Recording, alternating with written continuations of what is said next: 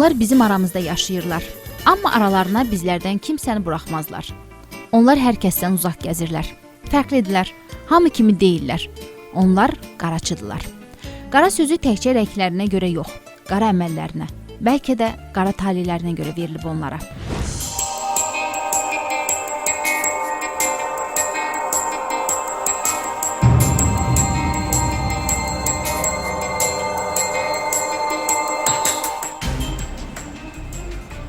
Qaraçılar hər kəsdə maraq doğuran tayfalardan biridir. Tarixən Hindistan ərazisində yaşayıblar. Azərbaycana isə 16-cı əsrdən köç etməyə başlayıblar. Təxmini hesablamalara görə bugün ölkəmizdə 10 minə qədər qaraçı yaşayır. Onların da 2500-ü Yevlax rayonunun payına düşür. Dünyada isə onların sayı 18 milyondur. Təkcə Avropada 10 milyon qaraçı yaşayır.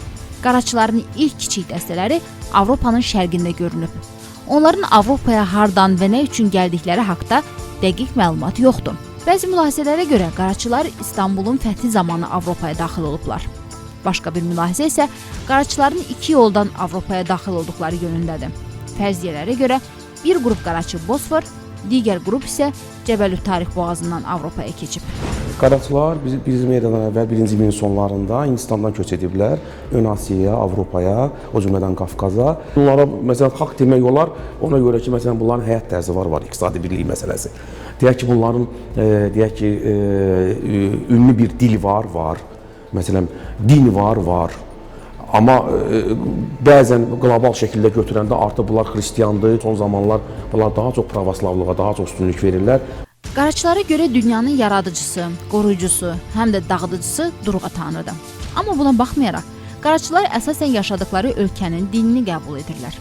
Köçəri həyat tərzi onları hər hansı bir dinə bağlanmağa qoymur. Qaraçıların əksəriyyəti xaçpərəst və müsəlmandırlar. Çox az bir hissəsi isə digər dinlərə mənsub olanlardır. 10 ayda namaz qılıram.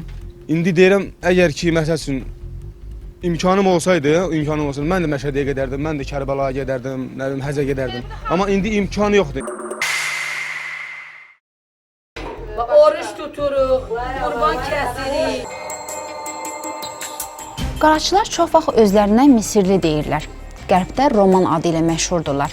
Fransada, İspaniyada Gimanos, İtaliyada Singari, Türkiyədə Cingənə, İranda isə Lülü adı ilə tanınırlar. Azərbaycanda isə onların adı qaraçıdır. Qaraçılar ilk dəfə Azərbaycanın Balakən ərazisinə köçürülüblər. Bu isə 16-cı əsrdə 1-ci Şah Abbasın dövründə baş verib. İddia olunur ki, qaraçılar o dövrdə yerli tayfaların qiyamlarının qarşısını almaq, Azərbaycanın şimal müdafiə istehkamlarını qorumaq üçün bir sipər kimi yerləşdirilib. Sonradan qaraçılar Azərbaycanın bir çox rayonlarına yayılsalar da, qaraçıların çoxu Qaxda, Yevlaxda, Ağdaşda, həmçinin Xaçmaz rayonlarında cəmləşiblər. Xaçmazda Qaraçı kəndi, Ağdaşda, Yevlaxda Qaraçılar məhəlləsi var. Tarixən köçəri həyat tərzi sürən qaraçılar demək olar ki, bütün qitə və materiklərdə yaşayırlar. Onlar dünya boyu səpələnərək cənnət axtarışına çıxanlardır.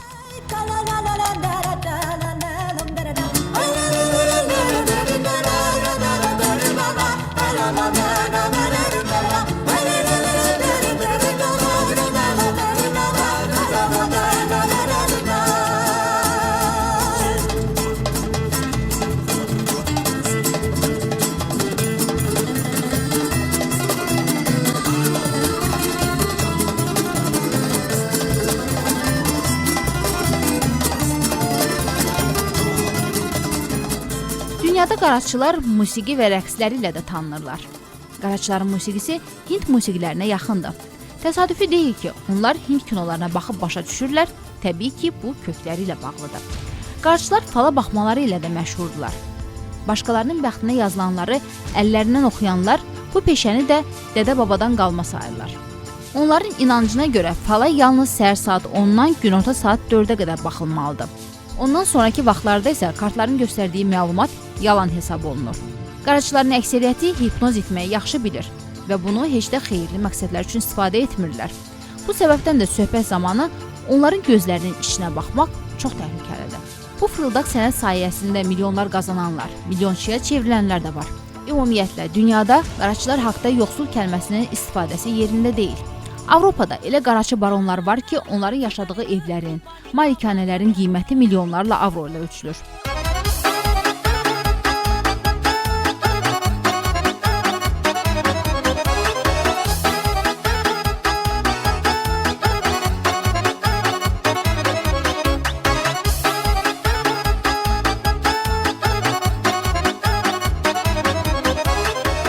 Vaxtilə kral titulu ilə məşhur olan Qaraçı milyonçusu Rumuniyada yaşamış Ion Çuabi milyonçular sırasındadır. Hazırda onun oğlu Florian Çuabidir ki, bu milyonçunun da illik gəlirinin rəsmi olaraq 70-80 milyon avro olduğu bildirilir. Digər Qaraçı milyonçusu Kosovada yaşayan Nəcməddin Nəsirin illik gəliri isə 100 milyon avro ilə ölçülür. Dünyanın ən sivil ölkələrində belə onların sərvətlərinin mayasında bütün bəşəri və dini qanunların haram saydığı zəhmətsiz gəlir. Dilənçilik durur. Dilənçilik qaraçıların vizit kartlarına çevrilib. Bakıda dilənirəm, Yevlaxda dilənirəm, hara gedirsən dilənirəm, ürəyin hara istəyib çıxaram. Dilənirik. İmkan olmadığına görə dilənirik. Dilənir. Qaraçıların falçılıq, dilənçilik etməsinin dədə-babadan qalma bir adət olduğu və bu adətlərin sırasına gəlinin öz toyunda ömrünün sonuna qədər ərini dilənib saxlayacağına dair söz verməsi də yer alır.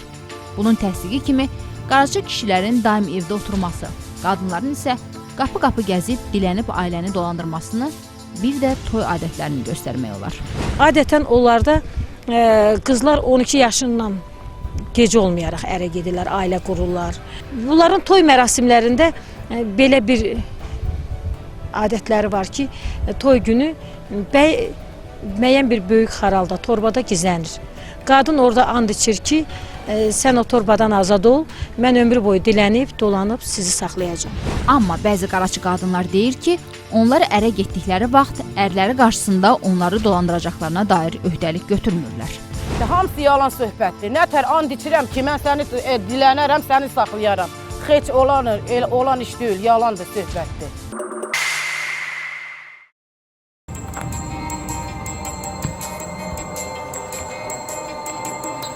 Qaraçıların özlərinə məxsus adət-ənənələri var ki, bunlar heç bir xalqa mənsub deyillər. Misal üçün, qaraçı qızlar bir qayda olaraq qaraçı tayfasından olan oğlanlara ərə gedə bilərlər.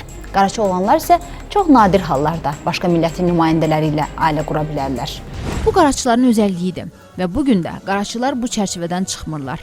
Qaraçı oğlanlar qeyri-qaraçıları gəco adlandırırlar. Gəco ilə evlənən qıza isə murdar kimi yanaşırlar. Ona görə də qaraçılar qəbilə içi evliliyə üstünlük verirlər. Qaraçıların toyu da adi qaydada keçir. Heç nə ilə fərqlənmir. Gəlin öz toyunda ağ libas geyinir, imkana görə kimisi toyunu qapıda mağar qurmaqla keçirir, kimisi də şadlıq evlərində şad günlərini qeyd edir.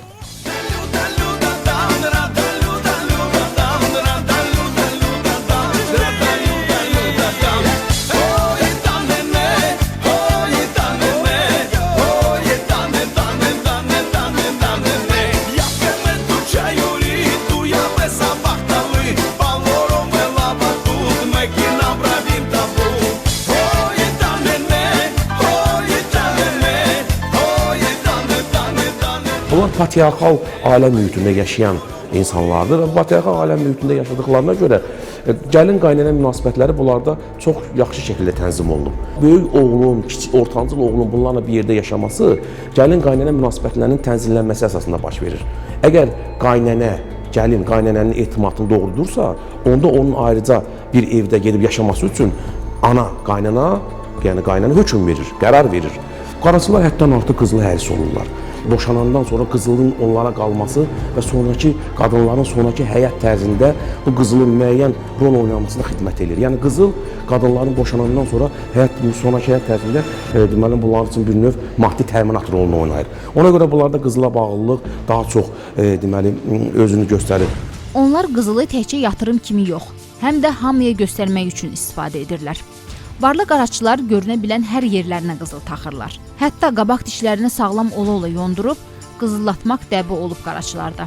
Kasıbları isə həvəslərini gümüş və dəmir bərbəzəklə öldürürlər. Başqa millətlərin içərisində əriməməyin yolunu isə qaraçılar çoxalmaqda görürlər. Uşağa məhəbbət qaraçılarda o dərəcədə güclüdür ki, öz övladları olduğu halda uşaq götürüb saxlayırlar. Qaraçı etiketinə görə uşaq olan evə əliboş getmək olmaz. Mütləq uşaqlar üçün nəsə bir hədiyyə və ya şirniyyat aparılmalıdır. Qaraçı qaydalarına əsasən, qonaq olduğu evdə nəsə bir şey uşağın xoşuna gələrsə, ev yiyəsi həmin əşyanı uşağa hədiyyə etməlidir. Qaraçı icmalarında ən sözü keçər, ən hörmətli qadınlar da məhz çox uşaqlı və ya çox uşaq tərbiyə etmiş qadınlardır.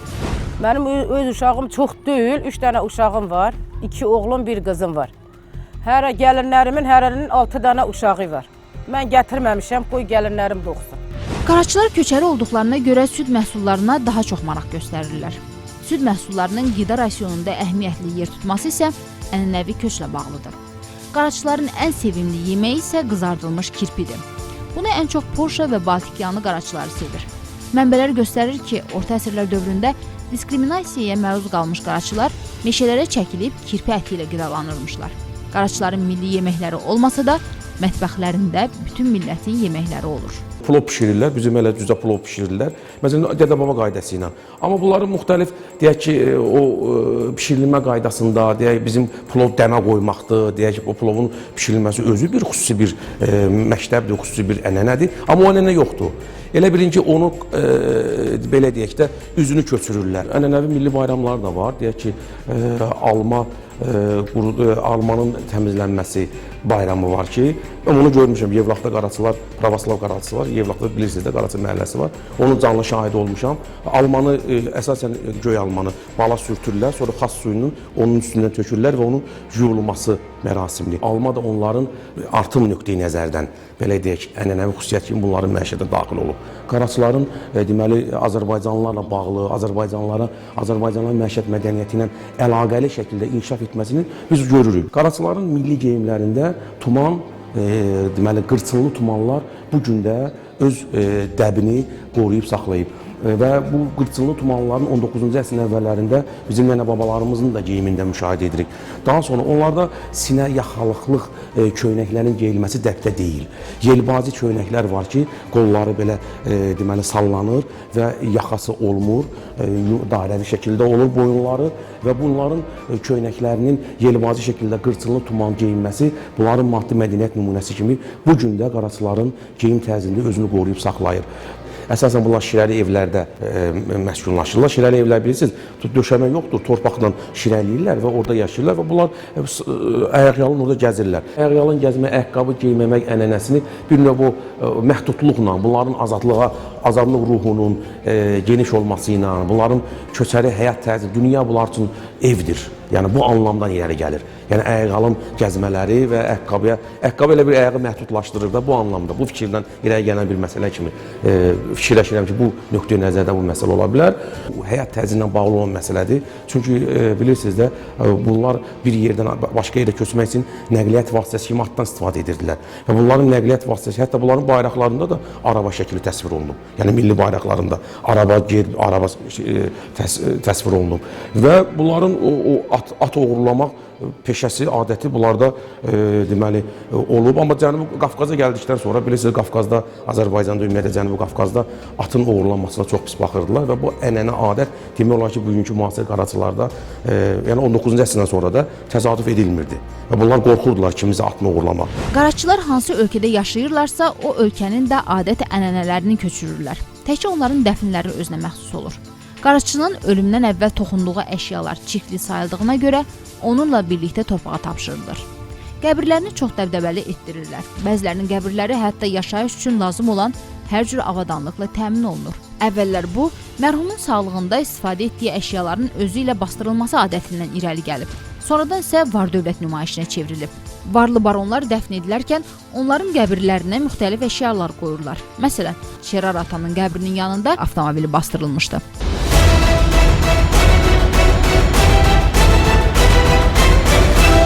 Qaraçılarda özünə qapanma güclü olur. Onlar cəmiyyətə qarışmaqdan qaçırlar. Sanki onlarda öz tayfalarından olmayan insanlara qarşı qorxu hissi var. Qaraçılar dövləti olmayan xalq olsalar da, öz kiçik dövlətləri olan ailələrində qoyduqları qayda qanunu işləyir. Qaraçı günündəsən, qaraçıya oxşuyursan sözləri bəlkə də çox işləndiyinə görə qaraçıların əksəriyyəti qaraçı olduqlarını gizlədirlər. Amma qaraçı olmaları ilə fəxr edənlər də az deyil.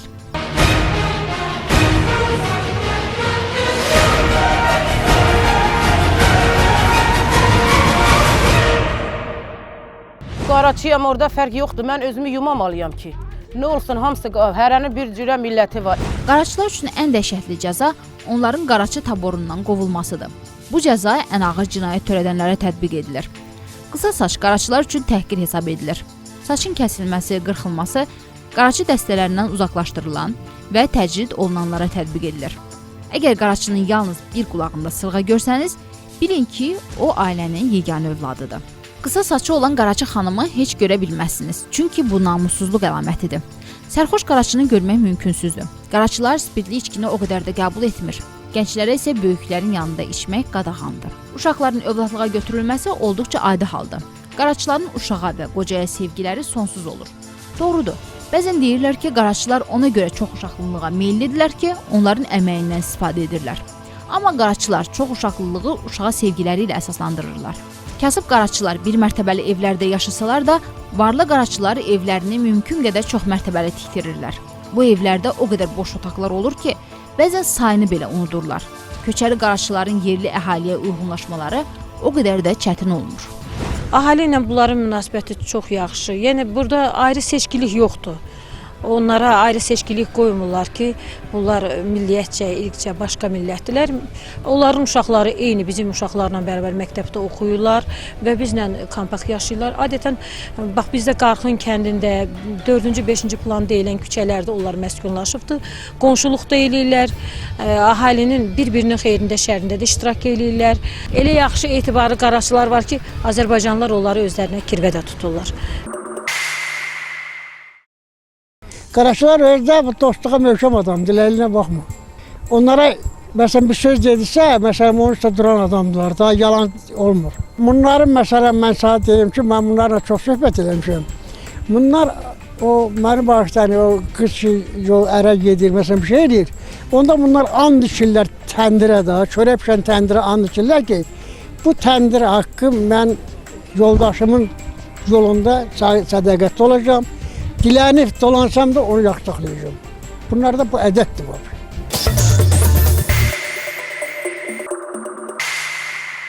Dünya boyu səpələnən qaraçılar ən çox Amerikanın Texas ştatında yaşayırlar. Bu ölkədə 1 milyona yaxın qaraçının yaşadığı göstərilir. MDB ölkələrində isə 300 minə yaxın qaraçının yaşadığı faktı yayılıb. Rumıniya isə qaraçıların ən sıx məskunlaşdığı ölkədir.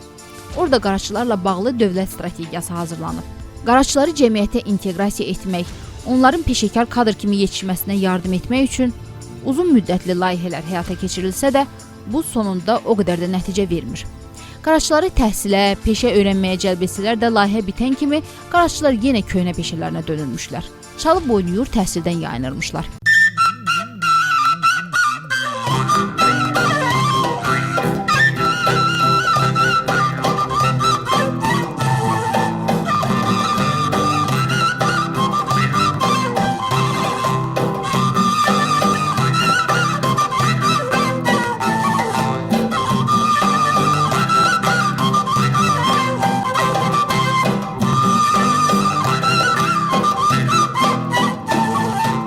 Britaniyada isə 16-cı əsrdə qaraçılara o halda ölkələrində yaşamağa icazə veriblər ki, onları öz milli həyat tərzindən əl çəksinlər. Avropa Şurası ekspertlərinin hesabatlarına görə bütün dünyada, o cümlədən Avropa Birliyi ölkələrindəki qaraçılar həm də rəsmi hakimiyyətlərin ayrı seçkiliyinə məruz qalır. Onları tez-tez cəmiyyətə inteqrasiya etmək bacarığının olmamasında, yaşadıkları ölkənin mədəni dəyərlərinə riayət etmək niyyətindən uzaq olmaqda, uşaqları istismar etməkdə, oğurluq və digər qanun pozuntularında ittiham edirlər.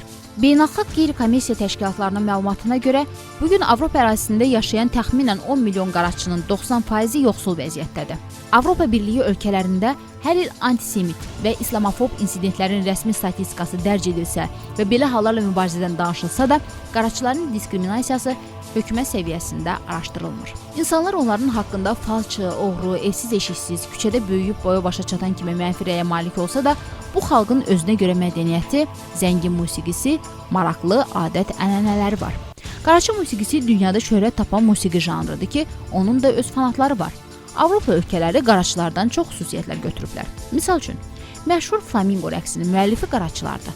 Onlar haqqında çəkilmiş gözəl ekran əsərləri, Budulayın qayıdışı, Yeseniya, Bizim Qaraca qız filmi bugün də sevilir. Müğənni Gülyanak Məmmədovanın qaraçı obrazında ifa etdiyi qaraçı mahnısı da sevilən bir mahnıya çevrilib. Ay qaraçı, ay qaraçı, nə varsa de açıq, gözlərimi gəl süzmə belə.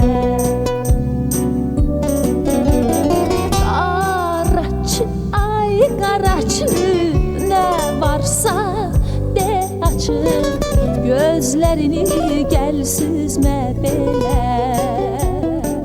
Yeri gəlmişkən, komik usta Səssiz filmin qəhrəmanı Charlie Chaplinin də qaraçı olduğuna dair ehtimallar var.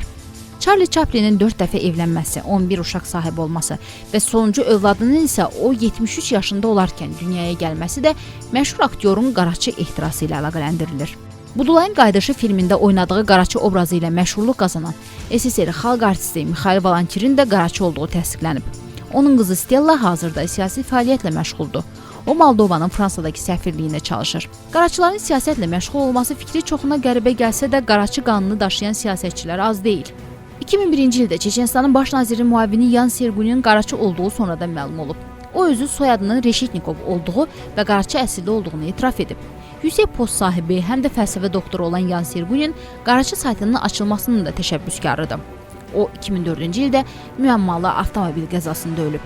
SSR rəhbərlərindən olmuş Leonid İliç Brejnevin qızı Galina Leonidovna Brejnevanın saysız məşuqləri arasında qaraçı aktyor Boris Buryatse də var idi. Sağ ikən həmişə sevmək lazımdır devizi ilə hərəkət edən Galina Brejnevanın qaraçı oğlanla eşq macərası o vaxt hər kəsə məlum idi. Onlar aşkarda görüşür, restorana, teatra bir yerdə gedərdilər. Hətta Borisi mükafatlandıraraq Rusiyada tanınmış Romen teatrına solist təyin etdirən Galina ona qarşı sevgisini heç kəsdən gizlətməzdi. Galinanın Brilyant oğlan adlandırdığı Boris Buryatse günlərin birində Brilyant oğrusu adı ilə həbsə atılır. Deyilənə görə bu sifarişlə həbs olur. Sifariş isə Galinanın əri, Daxili İşlər Nazirinin müavini Yuri Çulbanov tərəfindən verilib. Bu həbsdən sonra qaraçı oğlanın müəmmalı şəkildə güya əməliyyat stolunda kör bağırsaq əməliyyatı zamanı öldüyü xəbəri də yayıldı. Elə o gündən də qaraçıların Galina və onun ailəsinə münasibəti dəyişdi. Qaraçı icması Brejnevlər ailəsinə Boris Buryatsenin vaxtsız ölümünü bağışlamır. Deyilənə görə qaraçılar Brejnevlər ailəsini lənətləyirlər. Qaraçılarda kütləvi şəkildə qarğış etmək ənənəsi ən ağır qarğış sayılır. Qaraçı qarğışından sonra kimsə çox çətin ki, həyatında uğur qazana bilərdi. Dəbdəbəli həyat sürməyə alışan Galina Brejneva hər şeyini itirəndən sonra içkiyə qurşanır. Qızı Viktoriyanın taleyi də acınacaqlı olur. Evini satmağa məcbur olub əziyyətlər içində yaşayır. Galinanın nəvəsi isə dəli olur. Bir sözlə, Brejnevin ailəsinin həyatı alt-üst olur. Qaraçı qarğışı demiş, Fransanın keçmiş prezidenti Nikolya Sarkozinin də qaraçı qarğışına tuş gəldiyi deyilir. Sarkozinin əsl soyadının Şarkozi olduğu və onun ailəsinin 2-ci Dünya müharibəsi zamanı Macarıstandan Fransaya köç edən qaraçılar olduğu deyilir. Sarkozi prezident seçilərkən qaraçıların Fransada toy bayram etməsindən sonra Fransanın yeni seçilən prezidenti qaraçı adını üzərindən götürmək üçün verdiyi qərarla yüzlərlə qaraçını Fransadan deportasiya etdi. Elə bundan sonra qaraçıların kütləvi şəkildə ona qarğış etdikləri, bunun isə nəticəsinin onun sonraki karyerasında özünü göstərdiyi göz önündə oldu. Bugün dünyanın yeganə qaraçışünaslıq institutu var ki, o da Fransada yerləşir. Sarkozinin gözü bu etnik qrupu götürməsə belə o fəaliyyətdədir. Qaraçıya nifrət Sarkozinin və Hitlerin ortaq nöqtəsi idi. Hitler onları lazımsız xalqlardan sayıb. Ən böyük anti-qaraçı siyasəti də 1941-44-cü illərdə Adolf Hitler tərəfindən yeridilib. Faşizmin lideri 2-ci Dünya müharibəsində Yahudilərlə yanaşı qaraçıların da kütləvi güllələnməsi və edamını reallaşdırmışdı. 2-ci Dünya müharibəsi zamanı Polşa ərazisində yerləşən həbs düşərgəsinə faşistlər Şərqi Avropadan 21 min qaraçı gətirərək məhv etmişlər. Bunların içərisində uşaqlar və qocalar da var imiş. Qaraçılar zaman-zaman təqiblərə məruz qalıblar. Hələ 1710-cu ildə Praqada qaraçı kişilərin edamı haqqında fərman verilmişdi. Müasir dünya da qaraçıları rahat həzm edə bilmir. Bunun isə ciddi səbəbi var. Onlar dəyişmək istəmirlər. Tayfa mentalitetindən bir addım belə olsun irəli getmək istəmir, keçmiş adət ənənələrini olduğu kimi saxlayır, kənara çıxanları icma üzvlüyündən çıxarır, onları dəyişmək cəhdlərini isə süngü ilə qarşılayırlar. Başqa sözlə desək, onlar özləri də yaşadıkları cəmiyyətlərə qaynayıb qarışmaq istəmirlər və ya buna cəhd etmirlər. Amma yenə də bu etnosa diqqət çəkmək üçün Avropa Şurası Strasburqda maraqlı proqrama start vermişdi. Təşkilatın qaraçı proqramına görə 1000-ə qədər qaraçı seçilib onlara təhsil verilməli, onları öz etnik qrupunun vəkillərinə çevirməli idi. Vəkillərin missiyası qaraçıları mümkün qədər təhsilə cəlb etmək idi.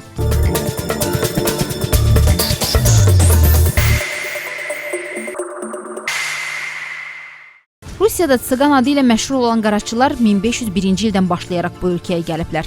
Rəsmi rəqəmlərə görə Rusiyada 250 minə qədər qaraçı yaşayır. Amma bu rəqəm tam dəqiqliyi əks etdirmir. Qaraçılar milliyyətlərini gizlətdikləri üçün dəqiq sayı demək mümkün olmur. Bunu da deyim ki, Azərbaycanda, Ermənistanda yaşayan qaraçılar Rusiyada yaşayanlardan çox seçilə bilərlər. Çünki qaraçıların müxtəlif qrupları var. Bəzi qruplar bu bölgəyə 500 il öncə gəliblər və Rus mədəniyyətini mənimsəyiblər. Bəzi qruplar isə 19-cu əsrin sonu və 20-ci əsrin əvvəllərində gəliblər. Onlar daha çox böyük şəhərlərin yaxınlığındakı qəsəbələrdə kompakt halda yaşayırlar. Qaraçıların məsləyinə gəlincə isə bunlar müəyyən peşələrdir ki, bu peşələr də Hindistandan gəlmədi. Bunların da başında dəmirçilik gəlir. Bundan başqa müxtəlif oyma işlərini də qaraçılar gözəl bacarırlar. Hazırladıkları əşyaları isə bazarlarda satırlar. Qaraçılar arasında həkimlərə və hüquqşünaslara da tez-tez rast gəlmək olar. Mən misal üçün küçədə gəzdiyimdə heç kim qaraçı olduğumu anlamır. Nadejda Demeter Rusiyada yaşayan qaraçılardandır. O, Rusiya Qaraçı Cəmiyyətinin sədri, prezident yanında milli məsələlər üzrə şura üzvüdür, tarix elmləri doktorudur. Rusiya Elmlər Akademiyasının Antropologiya İnstitutunun əməkdaşıdır. Elmi işi Rusiya və Avropa qaraçılarının yaşayışı və tarixinə həsr olunub. Ona görə də onu həm də mütəxəssis hesab etmək olar. Müsahibim ailəsi haqqında da bizə danışdı. Bizim ailəmiz çox böyükdür. Əvvəla onu deyim ki, mənim babam Macarıstandan Rusiyaya köçüb gələnlərdəndir. Onlar burada məskunlaşıb və işləyirlər. Mənim atam elmlər doktorudur, akademikdir. Bir dayım isə konservatoriyada oxuyub. Bəstəkardır. Başqa bir dayım isə psixoloqdur və pedaqoji elmlər doktorudur. Mən özüm Moskva Dövlət Universitetində oxumuşam. Bacım konservatoriyada oxuyub, müğənnidir. Bir sözlə hamımız ali təhsilliyik. Doğrudur, Rusiyada çörəyi dilənməkdən, rəqs etməkdən, fala baxmaqdan çıxanlar da, təhsildən qaçanlar da az deyil. Demək olar ki, hər ay keçirilən əməliyyatlar nəticəsində Rusiyada yüzlərlə narkotika alveri ilə məşğul olan qaraçılar həbsə atılır. Onların arasında isə qadınlar çoxluq təşkil edir. Bu da onunla izah olunur ki, qadınlar ərlərinə ələ verməmək üçün cinayəti çox vaxt öz üzərlərinə götürürlər.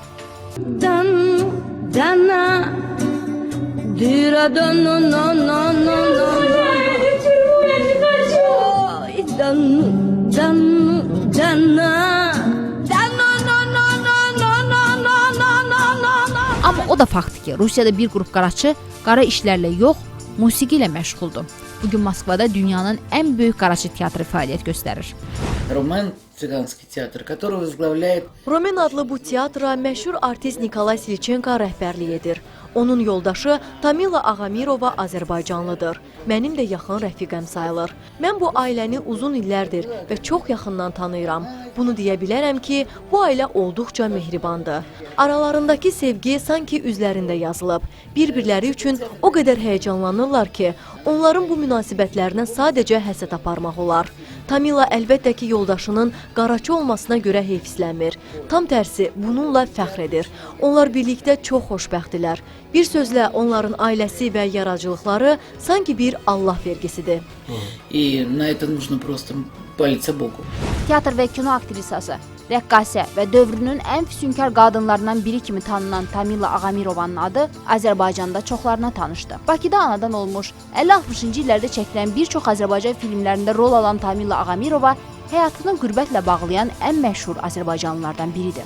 60 ildən artıqdır ki, Rusiyada yaşayan Azərbaycanlı xanım maraqlı həyat tarixçəsi, qaraçı əsilli, SSR xalq artisti Nikolay Sviçenko ilə uzun illərdir ki, davam edən xoşbəxt evlilik həyatı və peşəkar karyerası ilə daim diqqət mərkəzində olub. Təsadüfi deyil ki, aktrisaya Beynəlxalq Akademiya Teatrının fəxri magistri və ən əsası 1988-ci ildə Rusiyanın xalq artisti fəxri adı verilib. Tamila Ağamirovanın atası bəy nəslindən olub. 1937-ci ildə başlayan repressiyalar Ağamirovlar ailəsindən də yan keçməyib. Atası və anası xalq düşməni kimi sürgün ediləndən sonra Tamila bacı və qardaşları ilə BBC-nin himayəsində böyüyüb. Böyük Vətən müharibəsinin davam etdiyi 4 il ərzində Bakıda ciddi maddi sıxıntılar içində yaşayan Tamila Ağamirova müharibədən sonra aktrisa olmaq xəyalları ilə yaşayıb. BBC qardaşı qızına dəstək olub. Tamila bu yolda ilk addım olaraq Bakı Teatr məktəbinə daxil olur. Onun Böyük Ürəyi filmində canlandırdığı Samaya obrazı, Koroğlu filmində Alagöz, Yenilməz batalyonda yaratdığı musiqi müəllimi obrazları ilə Azərbaycan kinematografiya tarixini yazan aktrisa Don Kixot filmindəki cazibədar Qrafini obrazı ilə daha da məşhurluq qazanır. Aktrisanın teatr qastrollarına getməsi onun şəxsi həyatında bir dönüş yaradır. Romen teatr trupasının üzvlərindən olan Lya Chernaya ona teatrda iş təklif edir. O karyerasını Romen Qaraçı teatrı ilə bağlayır. Nikolay Slichenko da o zaman bu teatrda işləyirmiş. Onları çox şey birləşdirirdi.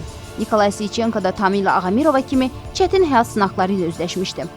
Rusiyanın Belqrad şəhərində oturaq həyat tərzi sürən Qaraçı ailəsindən olan Nikolay Slichenko Böyük Vətən müharibəsi zamanı Alman hərbçilərinin onun atasını güllələməsinə şahidlik etmişdi.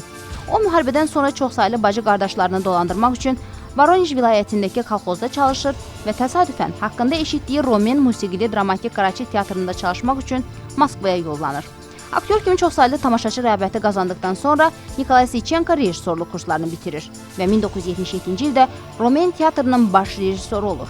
Hazırda Nikolay Slichenko dünyada yeganə professional Qaraçı teatrı olan Romenin bədii rəhbəridir.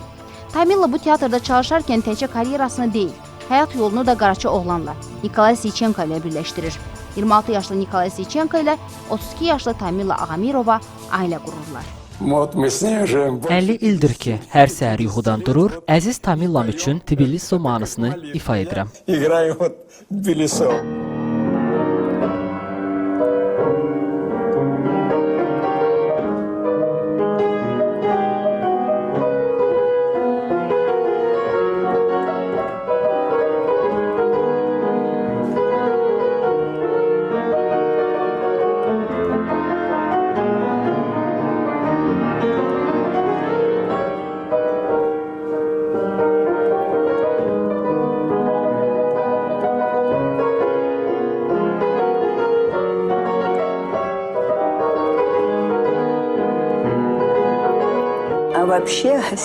Ümumiyyətlə çox sadə bir sir var. Sevmək lazımdır, yalnız sevmək. Əgər həqiqi hisslər varsa, onda iki insan bir-birinə yalnız yaxşılıq etmək, sevinc bəxş etmək üçün yaşayacaq.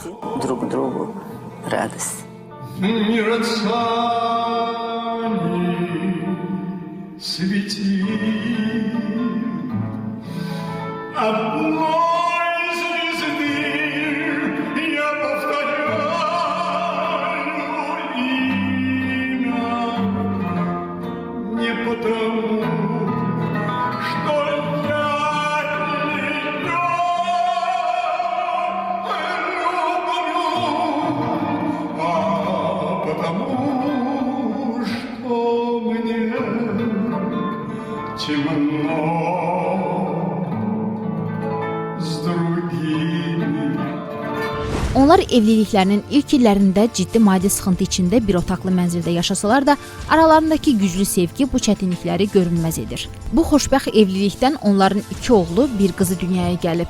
Yeri gəlmişkən onların qızları Tamila da valideynləri kimi Romen teatrında aktrisa kimi çalışır.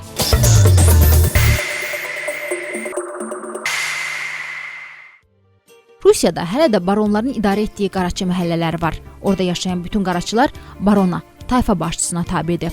Baron, qaraçıların oğurluq, dələduzluq etməməsinə nəzarət edir. Burada qaraçıların evləri, yaşayışları tam fərqlidir.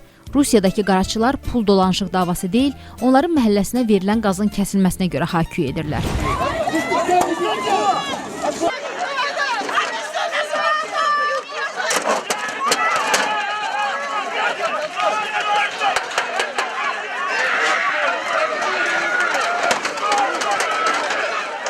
Bunlar isə Azərbaycandakı qaraçılardır.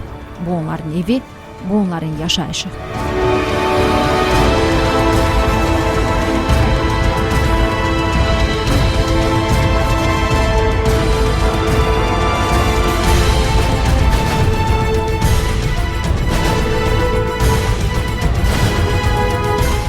İki evladım var. İki evladımın nə metrikası var, nə sənədləri var.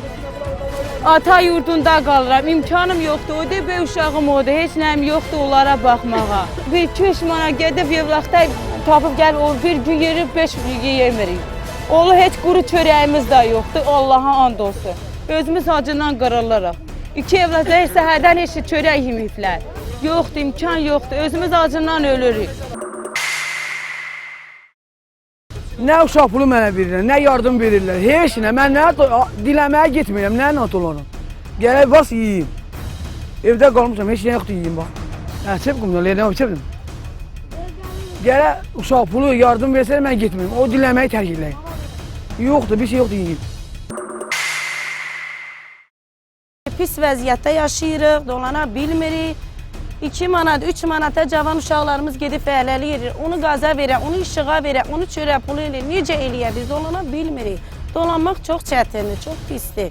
Çox sizdən xahiş eləyirik ki, bizə baş qoşun. Biz də vətəndaşıq, biz də Azərbaycan vətəndaşıyıq. Biz də xidmətə əskəri yola salırıq, biz də müsəlman. Gördün mən nə vəziyyətdə yaşayıram. Yoldaşım işləyir Kamaxozda. Bir nəfər işləyir. Mən 15 ayla bir nəfərə baxıram. İmkanım yoxdur. Qonşudan gedib Allaha and olsun. Səhər-səhər bir dənə çörək alıb gətirib yemişik. Bir dənə çörəyi qonşudan gətirmişəm. Dilənməyə də qoyun. Deyir, dilənmək. Bə gedib pozğunçuluğa çıxım. O sosialı versin, xəstə ərim yesin də. Özümü gözüm görsəydi, öz uşaqlarımı qanıyıb, işləyib bir yerdə qab yuyardım, bir evi təmizləyərdim. Zorla özümüzü dolandırırıq. Zorla uşaqlara çörək tapır veririk. Uşaqlarımız zorunda onlara. Görsən əynində şalvar yoxdur onun. Olsaydı mən onun əynində şalvar alıb geyindirərdim. Allah. Qaraçılar heç də görməyə adət etdiyimiz kimi tam evsiz eşiksiz deyillər. Əgər onların bu tavansız, döşəməsiz, buz kimi evlərinə ev demək mümkünsə, Yevlaxda Qaraçılar məhəlləsinə gedib onların taxta qapılarını döydük.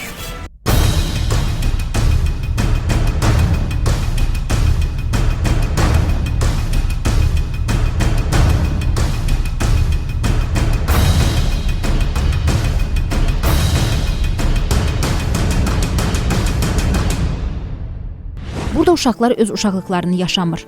Onlar adlarını belə yaza bilmirlər. Dilənməklə ailələrinə kömək edirlər. Ayaqyalın başı açıq, küçə-bə-küçə dilənib dolanırlar. Rojama bizim günümüz belədir. Bu uşaqlar, bu xəstə qoca günlərlə çörəyə möhtacdır.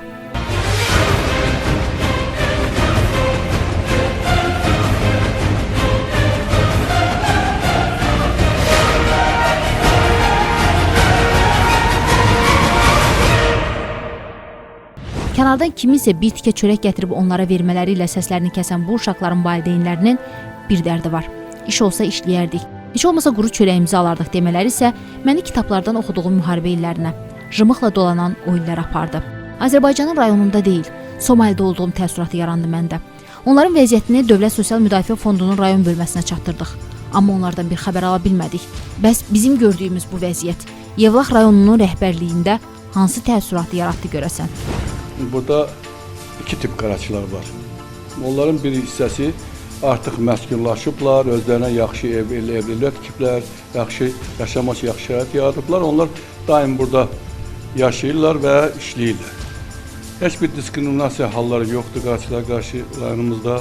Bir qrup qaraçılar var ki, onlar ancaq Yevlaxda gəlib özləri üçün evlər tikiblər, ancaq demək olar ki, yaşamırlar. Onlar köçəri həyat sürürlər. Respublika yerlərinə, başqa xarici ölkələrə səfərlər edirlər. Yəni, daimi yaşamırlar burada. Demək olar ki, həyətyanı torpaq sahələri var. Əsasən onlar demək, ictimai mənzillərdə yaşamırlar. Onlar hamısı həyət evlərində yaşayırlar və onlar da torpaq sahəsindən təmin olublar. Hətta bizim yaxın bu yollara yaxın aşağı Qarxın kəndi var. Orada da onlar öz arzularıyla vaxtilə torpaq sahələr götürüblər. Bu sözün izi ilə Qarxın kəndinə getdik. Deyilənlər də gördüklərimiz fərqli bir mənzərə oldu. Burada yaşayan qaraçılar torpaq sahələrinin olmadığını, bu sahələrin isə yerli əhaliyə məxsus olduğunu dedilər.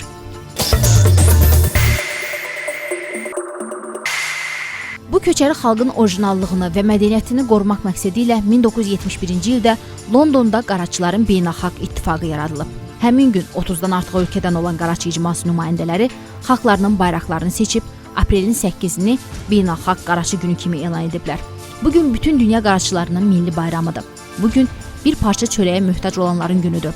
Adlarının kökü kimi günləri də qara olanların günüdür bugün.